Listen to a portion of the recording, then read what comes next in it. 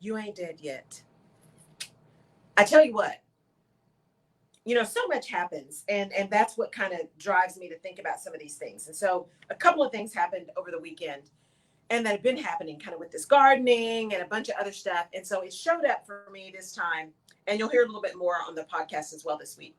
But it showed up this time because I was driving into my driveway over the weekend, and I just happened to take a look at my sago palms. Now, I have a love-hate relationship with these things.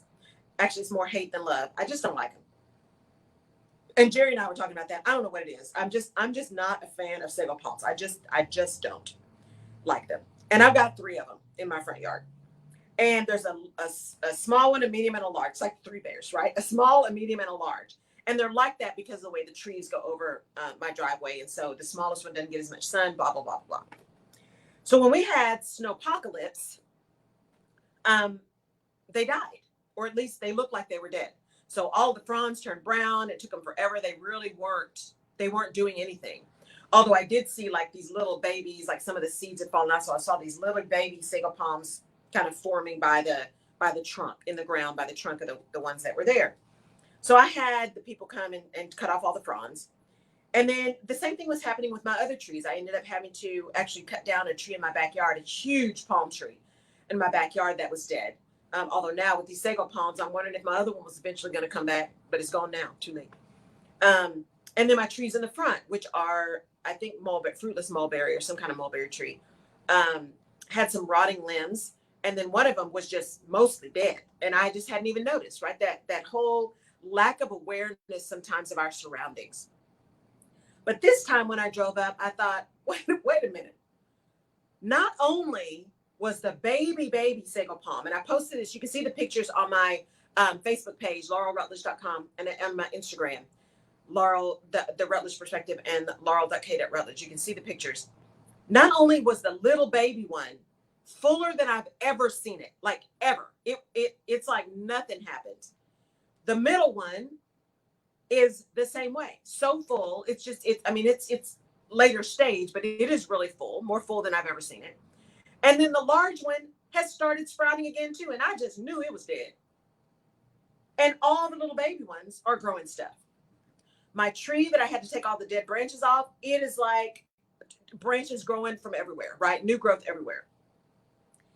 And what that said to me was, number one, we really got to pay more attention to what's around us. We get so caught up in what's going on in our lives and whether or not things are happening the way we want them to happen and what's going wrong and all of this kind of stuff, all the head trash, right, that we get in. And that's why therapy is a beautiful thing.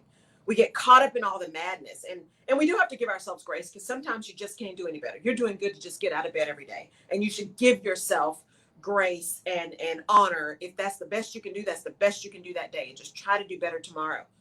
But sometimes we get so focused on that stuff that we don't pay attention to what's going on around us. And so I hadn't paid attention to these trees. And now I got sago palms coming up again, including a bunch of little baby sago palms. So I may have to dig those up and give them away. But the big ones are just coming back.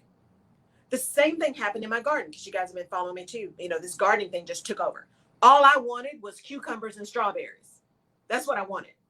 What I ended up buying was cucumbers and strawberries and mint and basil and oregano and lavender and flowers and bell peppers and chili peppers and okra. And blueberries. I just lost my mind, which is why I'm on restriction right now from anything else gardening. But in that garden, what it's enabled me to do is, one, get outside. So it forces me as I'm working at home to get outside, see the sun, breathe some fresh air. It gives me something else to think about, right? Kind of watching it, seeing things grow, seeing things turn color. I just pruned my yellow bell pepper. It's probably the best one that I've had. I'm so excited about it. My Cuban L ones are like, I've got 5 or 6 on the plant. I thought the plants were done fruiting again. I thought everything was done. I've got so many little buds and so many flowers now. I've got the Cuban L ones coming back. Those are the long red bell peppers. I've got candy cane bell peppers coming back. Those are the ones that are red and green striped. I've got some of the big Bertha green ones coming back. I got more chili peppers than I can shake a stick at. The okra's still going. All this stuff I thought was kind of done for the season, and it's not. On the other hand, I had to dig up 2 pepper plants that were really diseased. Everything that came out of it was already starting to rot on the vine. Of the 3 cucumber plants, I had to dig one up because it just wasn't going to make it. The other 2, there's some fruit. Finally, a cucumber on one, but it is not healthy. And I see one coming out on the other one. We'll see, right? So I'm going to give them 1 more month. And then those, I may have to dig all of them up, get rid of all the soil, and start fresh. My strawberries, I'm just not going to get strawberries this year, apparently. So I may have to change those plants out again, too. Because I dealt with slugs and dealt with snails and caterpillars and everything else, right? But all of the learning in that was, you ain't dead yet. You never know what season it's in. It could be that season of sleep and of rest, right? That snowpocalypse slowed everything down. Those things that we thought were dead may have just been hibernating because it was too cold. The environment was not conducive to growth. The environment was really making things go to ground, making things try to figure out how to get warm, how to protect, right? How to go in dorsal. I'm just protecting me. How to go in that. It wasn't in fight or flight. It was in freeze mode, literally and figuratively. And as we think about kind of that season, our willingness to be aware of what's going on and being able to prune things when we need to is critical. On the okra plants, they say, you need to whip your okra. And thank you, because one of my listeners told me that a few weeks ago. It's like, don't forget to whip your okra. I'm like, what is that? I had to Google that. And really, it's about stripping off all the leaves and stuff that are lower down in the plant. As the okra plant goes, you start stripping off the leaves, and it helps it to grow better. And so I did that. And it's going great guns. But I had to be willing to almost damage the plant, because they say that's part of it, right? You can see the plant scarring over where you rip the leaves off. And it wasn't cutting them, you actually pull them off. You can see the growth. But because what happens is, there's just so much to learn from plants, y'all. There's so much to learn. What happens is, in any plant, my mother's a master gardener, told me this too. The reason you start trimming off leaves at the bottom of a plant that's kind of a stocky plant, or you start trimming off leaves that look like they're about to die, is those leaves are taking energy from the plant that could be used for the growth of the plant, the health of the plant. It's the same thing with us. Those things that are draining our energy, those things that are making us sick, those things that are taking our attention away, we got to cut those off. We got to prune those. I was looking at Jerry's post over the last few days, and she's talked a lot about not letting people just stay in your world that are draining. To be okay with cutting people off or out. And that doesn't mean you're being nasty. That doesn't mean you're being mean. That doesn't mean you never call people again, although there may be some of those too. But what we're talking about is where you're spending your energy. So just like these plants, if you're making them, spread their energy over all of these things that already are dead, they don't have enough energy for the fruit that it's really wanting to bear.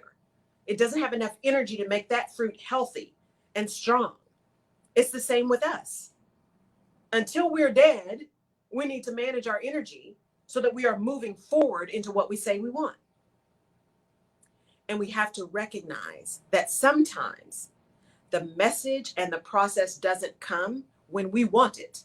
It comes when we're ready. I've talked about that before on the show. You hear the message when you're ready for it.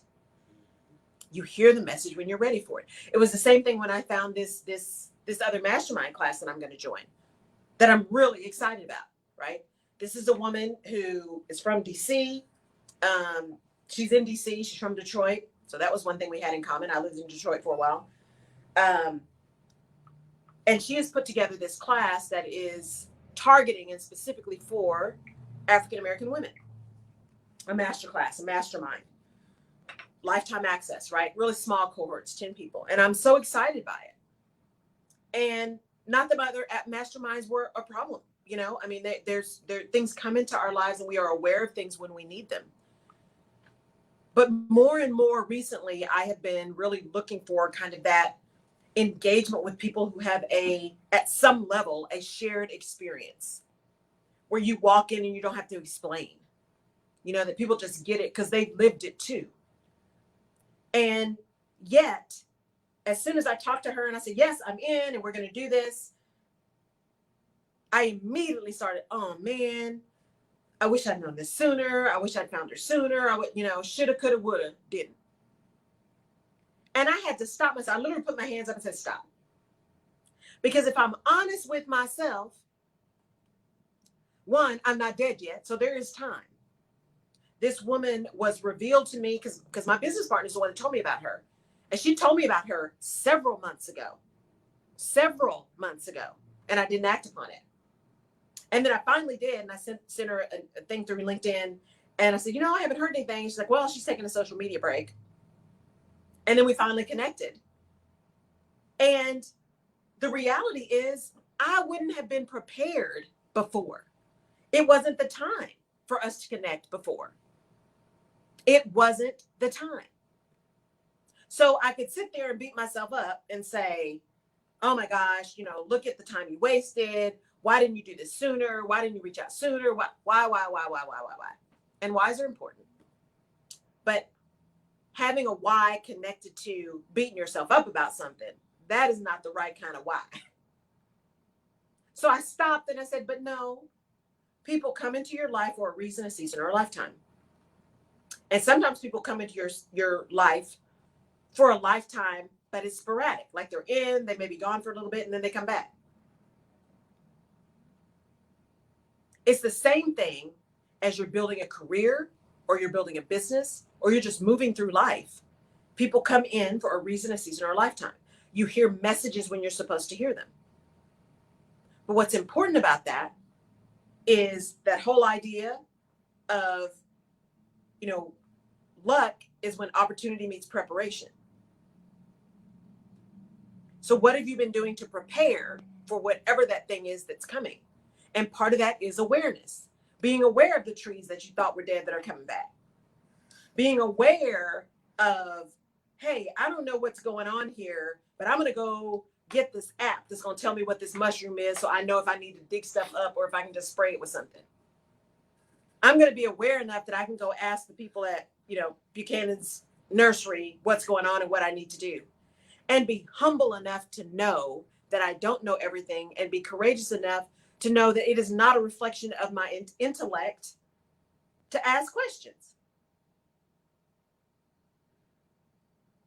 Yes, Jennifer, now is the time. You got to ask questions, right? It's okay to not know. It's the same thing when I do the PSAs about voting. Go get educated. None of us knows everything. Go seek out experts.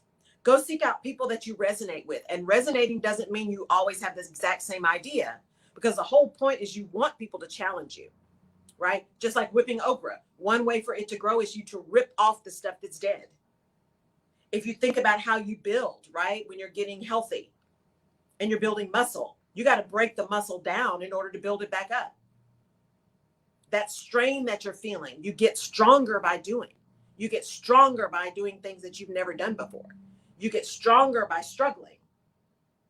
Now, that doesn't mean the struggle has to be insane, but the struggle is real. But being aware of the struggle and why you're struggling and what you need to do different and what you're learning from the struggle is where the power is. And then having grace with yourself about that, right? That being a determined soul, as I posted yesterday, being a determined soul, being clear about where you're going so that those things that happen in life don't completely derail you. Or if they do, if you really start to get derailed, because I know on this entrepreneurial journey, I've been derailed a number of times. Having people in your village that can help you get back on track. Friends, colleagues, supporters, mentors, therapists, people that can get you back on track when you are really in that moment where you can't do it yourself. And we all get there. So we got to stop beating ourselves up. We all get there. But when you're not dead yet, you got time to get there. Now, that doesn't mean tomorrow's promised, because it's not. You just got to do the best you can with the time that you're given. But until you wake up dead, you got another opportunity. You've got another opportunity. And so practice being aware of what's going on around you and what you can learn from that. and what it's building you up for, what it's prepping you for. What are you learning from it? Because we can learn from the craziest places. I sometimes read the tweets. There's this thing that's tweets like from parents of kids or from 4-year-olds or something. And there was a string of these that somebody posted on Instagram. They were asking young kids what love was. What is love? And they said things like, love is when mom makes dad coffee and takes a first sip to make sure it's right. Out of the mouths of babes, right? Love is when my brother gave me the last piece of candy, right? All of these things from kids that tell you two things. One, their creativity and their imagination, what matters to them, is incredible. But two, we teach them how to hate. Kids don't grow up hating. We teach them that. They grow up loving. They grow up accepting. You know, there was another story about a kid who saw this older man. He would walk by him. I think he was a neighbor. And the man had just lost his wife. And so the young boy went and sat in the neighbor's lap just for hours, just sat, didn't say anything, just sat in his lap. And the mom asked the kid later on and said, well, what'd you do? Oh, I was over there sitting on his lap. Well, why'd you do that? You know, what happened? What'd you talk about? And he said, nothing. I just helped him cry. I just helped him cry.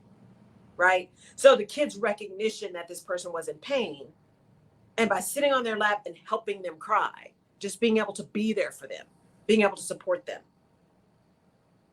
Right? You ain't dead yet. What can you do to support yourself and to get the support that you need so that you are prepared for that opportunity that is coming up? Because again, luck is when preparation meets opportunity. Proper prior planning prevents poor performance. We need to find a way to be ready. And when we're not ready, we need to find a way to reach out to people who can help us get ready. Because there is no shame in asking for help.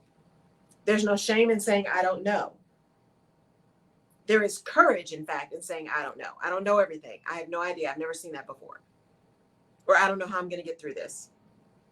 Or I'm in pain. My heart hurts. I'm devastated. I'm angry. I'm irritated. There is courage and strength in that, to be able to understand it, be aware of it, and own it, and then understand what that does in terms of how we respond to it. And there's power in people seeing you do that, because they ain't dead yet either. And you never know when somebody's watching. By seeing someone else go through the fire. You know, some people are like, woof, well, mine's not as bad as that. And if she could get through that, then I can get through anything. And then other people are like, wow, I saw a message in that, and it's going to be okay. Someone sees me. Someone understands what I've felt. For those of you who have experienced corporate trauma, because the trauma is real, there are people who have survived that. There are people who have survived it and stayed. There are people who have survived it and left. There are people who have made a decision that, you know what, this looks like it's going to get crazy. So before I have to survive it, I'm out. And everything in between. Because trauma and pain and frustration and difficult times don't look the same for everyone. There is what we think of as the stereotypical trauma. And I don't say stereotypical with any kind of judgment or dismissiveness. But what we stereotypically see when people talk about trauma, right? We think about the really, really bad stuff. People who have been in major accidents, people who have lost limbs, people who have lost senses, people who have lost children, people who have lost spouses, people who have been victims of abuse or who have had addictions. That's what we think of often in terms of really bad trauma. But trauma is relative. Maybe your trauma is being in that relationship where you were never seen or felt like you were never seen. Maybe your trauma is we just really didn't have a lot. So I wanted to go to school and this is what I really wanted, but I had to put off my dreams because I had to support the family. Maybe that's your trauma. The trauma of having to lock away who you are in order to be who someone else needed. But you ain't dead yet. And we have choices about how we show up going forward. And some of that choice is asking for help. One, recognizing what we need, getting clear on what we need, and then being willing to be vulnerable enough to ask for help. Being vulnerable enough to say, I don't know. I'm not sure how I'm going to get through this. Here's what I'm thinking. Here's what I'm feeling. Do you have any suggestions? Do you have any support? Do you have any ways that you've been through it? I went to an event many years ago. I say many years ago because time seems like it's just flying. This was in 2017, I think. It was a Lisa Nichols event, Speak and Write to Make Millions, and it was talking about writing a book, and I've been looking at writing a book for years and haven't done it. And one of the reasons I hadn't done it was because I thought, I don't know that there's anything in my story that matters to anybody. And one of the things that she was adamant about is that everybody's story matters. Everybody's story matters because there's probably going to be something in your story that somebody needed to hear. And just like for me, the messages that I need to hear show up, and the people that I need show up when I need them and when I'm ready to hear them. Know that your story will show up when somebody needs to hear it. You just got to keep showing up. You never know who's watching. You never know who's watching. You never know who's listening. You never know who has been stalking you for years and finally gets up the courage to say something because that one thing you said made a difference for them. In my Empowerment Village community that I have with my business partner, we just posted something this weekend. And it was one of the ones that probably got some of the most engagement in a very long time. And it talked about, and the Empowerment Village is, women thriving together. So it's a community built for women to support women, which, by the way, Jenny, if you're listening, we got to get with this one thing I saw posted on Instagram so we can get that connected. Our suggestion that we got from one of our commenters. But the post was about, we teach girls to hate their bodies. They don't grow up that way. We teach them that. And so how do we not do that? Right. And I got some amazing comments. I got some people who told their stories of body dysmorphia, which I have, right? When you see yourself very differently than what's real, of anorexia, of eating disorders, of some people who are really angry about it, some people who are really frustrated by it, some people whose children have gone through it, right? Some just really poignant, touching, heartfelt comments and stories about that issue. And it's one of the reasons I have on my sleeveless shirt today, right? Because I do have issues. I personally, hi, I'm Laurel. I have issues with body dysmorphia. I always have. I remember in 9th grade, if my mom's listening, she'll probably remember this. I remember in 9th grade, there was this store called Anthony's. I'm so dating myself. There was a store called Anthony's. And so it was right before school. I was going to get some jeans. And I remember this like it was yesterday.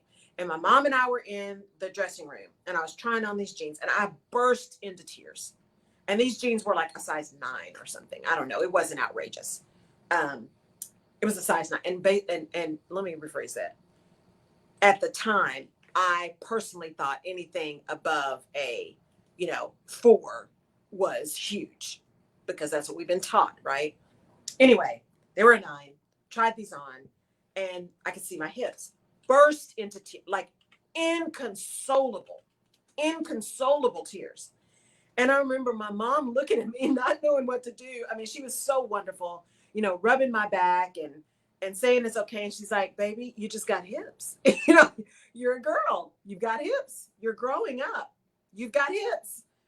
And I remember I will go to my grave remembering that because I remember the pained look on my mom's face because she saw my pain.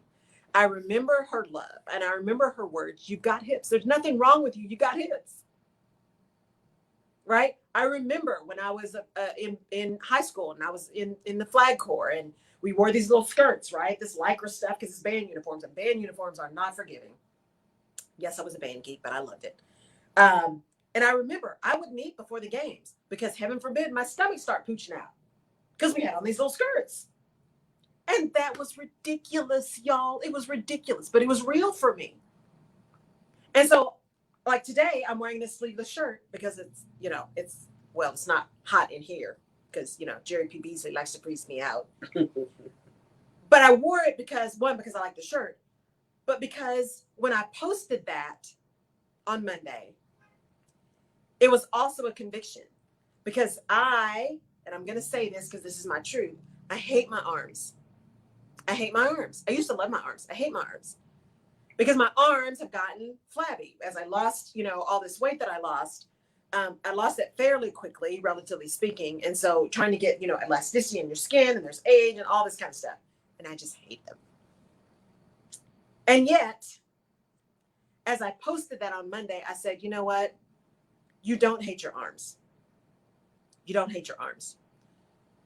What you are not fond of is you have a picture in your head of what they should look like based on the work you've been doing. And they don't meet that yet because you ain't dead yet. And so I wore this shirt because I love this shirt, but also because you know what? They're just arms. They are not an indication of my worth. They're not an indication of how strong I am because my body is actually pretty strong.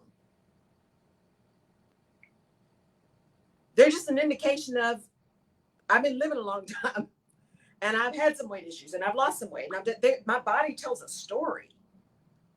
My body tells a story. And until I am dead, the Lord says the same, it'll keep telling the story. And I will keep working hard and honoring it and doing my best to support it and keep it strong and keep it healthy so I can do the work that I've been put here to do. As the other saying says that I just love, they tried to bury us, but they didn't realize we were seeds.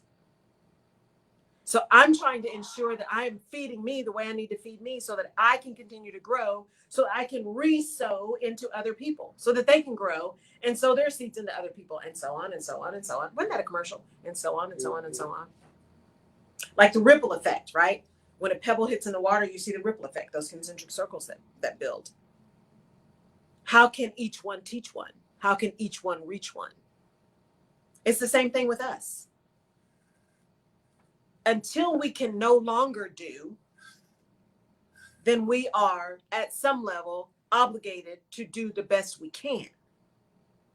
And I say obligated cautiously because there's a lot of head trash in that. We talked about that whole hustle, right? That hustle culture, hustle, grind. If you don't have what you want, you're not working hard enough, all that madness. Again, another way to judge us, another way to judge ourselves, because comparison is a killer. Comparison is a killer. And the only thing you should be comparing yourself to is you. Where were you yesterday? Where were you the last minute? Where were you the last hour? Where were you the last year? And how are you compared to that? And how can you just take a small step forward? Because you ain't dead yet. And until you are, you have an opportunity to do something different. And sometimes that opportunity means you have to let some stuff go and own your own stuff. I really wanted to say the other word, but I'm trying to be nice today. Because y'all see my shirt. I'm classy, but I cuss a little. I'm trying not to cuss today. That's my goal today.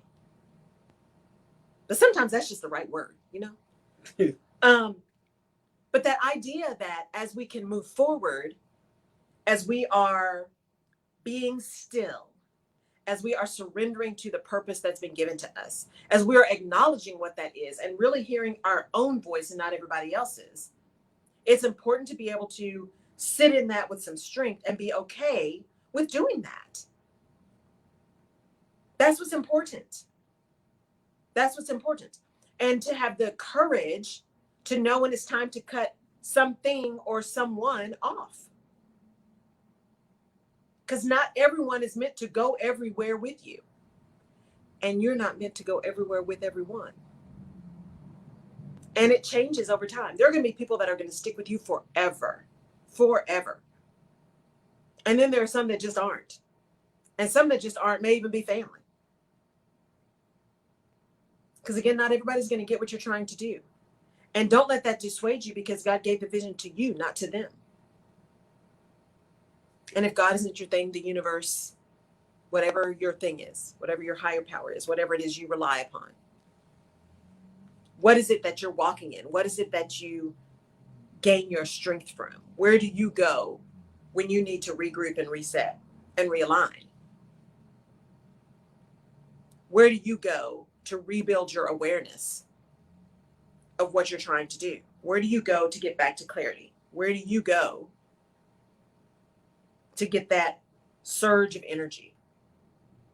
You know, as I was talking to this person that I'm going to be working with, you know, we were talking about, because it's a master class, you know, and a coaching kind of thing. And we were talking about what you want in your business. And I was saying, you know, my goal is to build a 7-figure business. And I immediately almost felt really bad about that, right? And was about to start justifying. She said, well, okay, that's great, but what's wrong with building an 8-figure business or a 9-figure business? I'm like, oh, good point.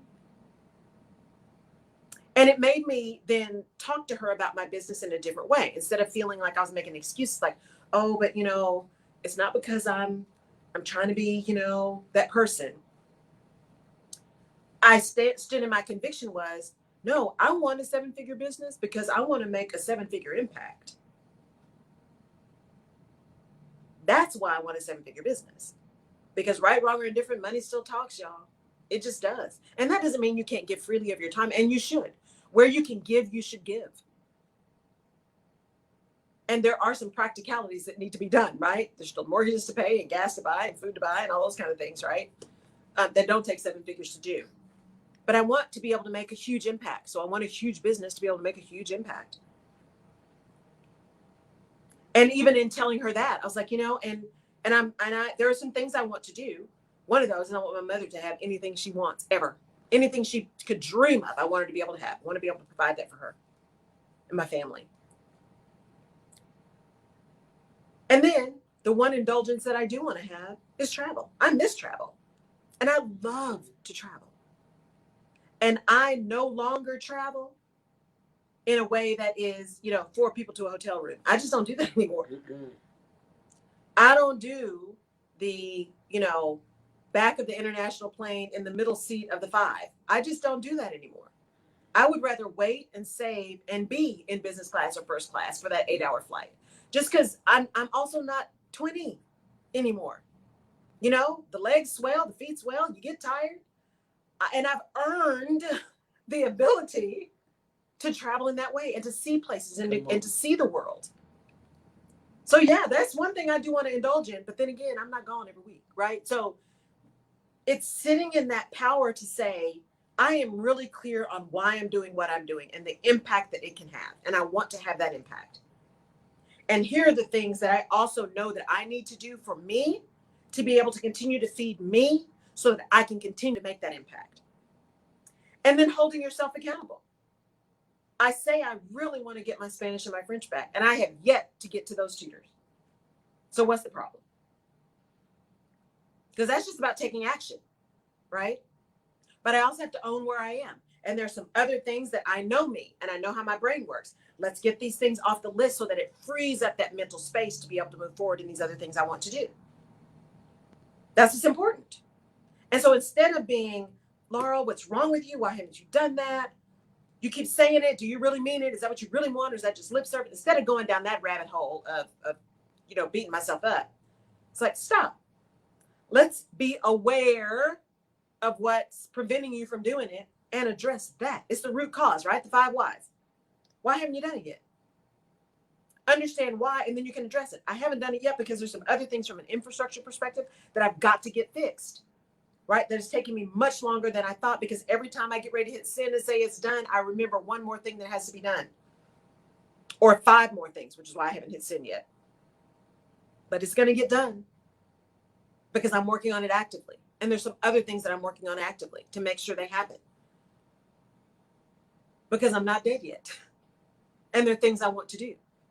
And I would much rather go to that place and have myself not wake up tomorrow knowing I had done everything that I could do and that I was along the path of what I was supposed to be doing, than to meet that day with a lot of regret.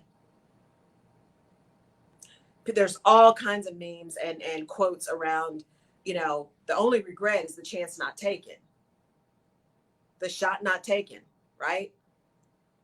Because if you don't take the shot, you're guaranteed to miss. If you take the shot, at least you have a 50-50 chance of making it. If you don't take it, you're guaranteed to not make it. Just like we have not if we ask not. If you don't ask, the answer is always no. Let me say that again. If you don't ask, the answer is always no. So you ask. You get really clear on what you want. You get clear on why you want it. You get really solid in sitting in gratitude for what you already have.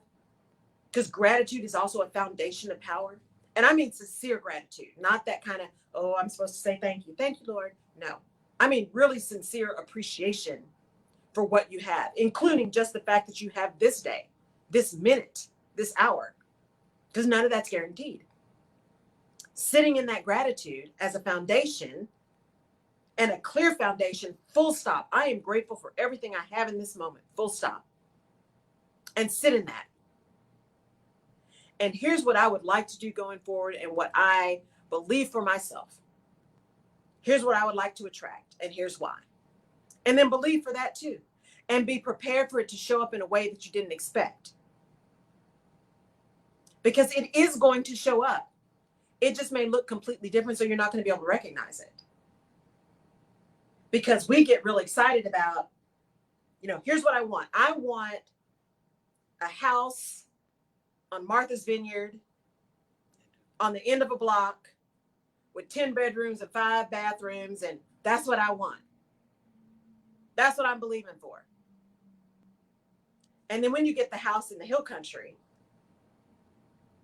are you upset and ungrateful because you got the house in the hill country, not the house on Martha's Vineyard? Or are you aware enough to say, what I got was a home? And what makes this amazing is what I'm able to do with it and how I'm able to share it and how I'm able to breathe in it. And I got this in the hill country, and I can still visit Martha's Vineyard. Because Martha's Vineyard was meant to be a place I visit, not a place I live. So how do we see the things that have come to fruition for us as the thing that we're supposed to have? The thing we're supposed to sit into. And not automatically dismiss it because it doesn't look like what we thought it should. It doesn't look like what we wanted. For me, one of the things that was also really hard, and I have to really think about this because, for those of you who are people of faith, spiritual people, whatever that looks like for you. For me, when my dad got sick, he got sick a couple of times. He got really, really sick, and then he recovered, and we thought, oh, this is great. And then when he got sick the last time, that was when, the prayer of Jabez was really, really big. And my dad was a man of faith. He's like, you know what? You pray unceasingly and pray for what you want and believe that you will have it. And my prayer was that he wasn't going to die. That was my prayer. Like fervently, constantly. That was it. And that didn't happen. And I was hot for a long time. Because my mind said, I did what you told me to do, Lord, and you still didn't give me what I wanted. So what's that about? What's up? What's up with that? Right? For a long time. I mean, this was a few years that I was just hot because I didn't understand. But what I wasn't paying attention to is he very easily could have had him stay in pain, in a life that he wouldn't have wanted to live, in a manner that wasn't quality from his perspective. And I know that he would not have wanted to be here like that, because that wouldn't have been life for him. So my desire would have meant additional pain for him. So it wasn't that my prayer was denied. It was that it showed up in a way that was different, because I believe he's still around. I know he still is, because I still every once in a while hear his voice. I used to hear it all the time. I don't hear it as much now, but I know that he's there and he's watching. And there've been a couple of times that he's shown up lately that I'm like, yep, that was Daddy. But I had to be ready, and I had to process the loss. And so give yourself some grace when you're processing loss. I had to process the loss. I had to process me. And I had to really evaluate what a faith walk really looked like. Because do we only have faith when we're getting what we want? Because faith is believing without seeing, right? Knowing without knowing. Walking in anticipation. And it's the same thing as a leader, right? As you're showing up for your people. You ain't dead yet, and neither are they. But you don't know what race they are running before they come to you. You don't know what battle people are fighting. And so how are you, if people continue to show up, how are you being more aware of how they are showing up? Are you seeing a difference in behavior? Are you seeing a difference in energy? Are you seeing a difference in response time? Are you aware of the folks that you are leading in a way that you can respond to their needs? Because that's what leadership is about. It's not about you. It's about them. It's about behavior, not about position. And are you giving yourself the space to be aware of stuff that's not you? And then acting upon that, understanding it and acting upon it. And if you don't understand it, asking about it. So that then you can respond to it in a way that is appropriate, that is compassionate, that is kind, that is on point, that is directionally correct, and that is supportive. And that supportive can take on many, many different ways. Sometimes the supportive is just sitting in silence, like the little kid sitting on somebody's lap, helping him cry. Sometimes that supportive is a real kick in the tuchus for somebody. That accountability. That I have to be careful for me, right? Because accountability can show up as judgment for me. I have to really understand. I know that about me. So I have to be aware of that when we start talking about accountability and accountability partners. I have to be aware of that. Because that's my head trash. That's not the other person's head trash. So I have to be ready to understand it and then manage it.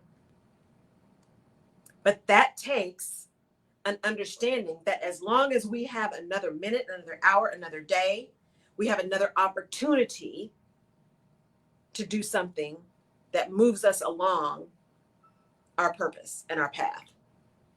And that gives us an opportunity to show up in a way that is probably impacting people that we don't even know. That we don't even know. And that don't really know us, but are hearing us in that moment for a reason. Every time I turn on, there's a certain show that I turn on. Every time I turn it on, there's a message that comes out. I think I've said this before too. You got to be careful about what you allow in, right? What you hear, what you follow. Social media has been a beautiful thing, but it is a dangerous thing.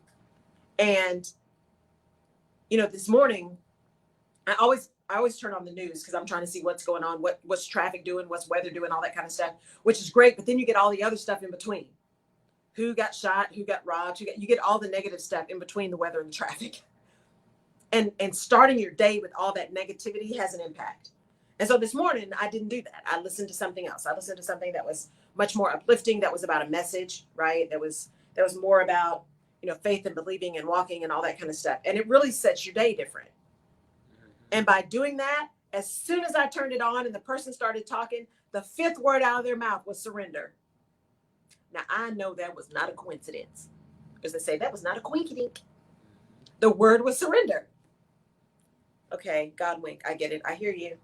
I'm working on it. I'm continuously working on just surrendering to the flow. That doesn't mean I'm not active. That doesn't mean I'm not working. That doesn't mean I don't have purpose. That doesn't mean I'm not planning strategically. It just means, people plan, God laughs. I am planning so that I have a path so that if something happens to the plan, I at least know where I was going so I can modify. I'm not just flying by the seat of my pants. I'm at least making some sort of plan. But I'm leaving room to flex. I'm leaving room to adapt. I'm leaving room to surrender to new information, new experiences, new situations. I'm leaving room. And that's all I'm asking you to do this week. Recognize that you ain't dead yet. And what are you doing to leave room? What are you doing to leave room? Because we all need to leave room for ourselves and for others, because you never know where that one thing is going to come from that's going to be your aha.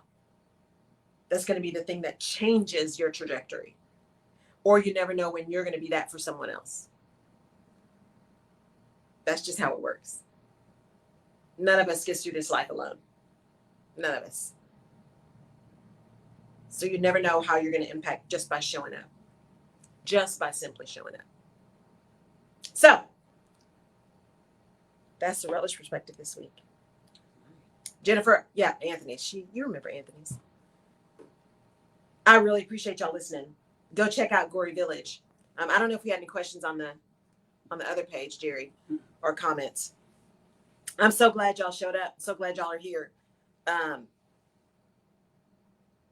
It's really an honor for me to be able to spend this time with y'all, because y'all are so cool. The new podcast episode drops on Wednesday. For those of you who are on my Facebook page, proper prior planning prevents poor performance. So you're getting ready to see me go live to test something because we got a guest that's going to be coming in either next Tuesday or Tuesday after. I will advertise. She is incredible. She's a jazz music producer. So I'm going to have her on and we're going to talk about passion and purpose. So thank you. Jer? Yeah. Michelle Johnson said this was real talk. Thank you. Thank you, We've Michelle. got Annette Phillips on. We've got Lady B. Good morning to you, Miss Short. We've got Sherry Duff on in St. Louis, Missouri. Nita Thomas is on today, saying good morning. Annette in New York is on today. Athena Reed in California is on today. Yay. You know, you made the comment about your mom said it's just hips. You just got hips. It reminded me when my sister and I were kids, I used to look at her hair and it would be so long and I cried and I said, Mama, make my hair long like Rhonda's. Yeah. And she said she would just look like, God, what am I going to do with this? Right. It's not going to happen. Right. So I don't know what to tell her.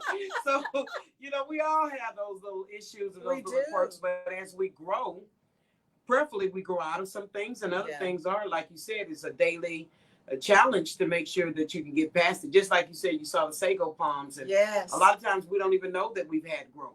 We don't. We take the time to look. We don't, because again, I thought those things were dead. Dead. And I wasn't upset about it.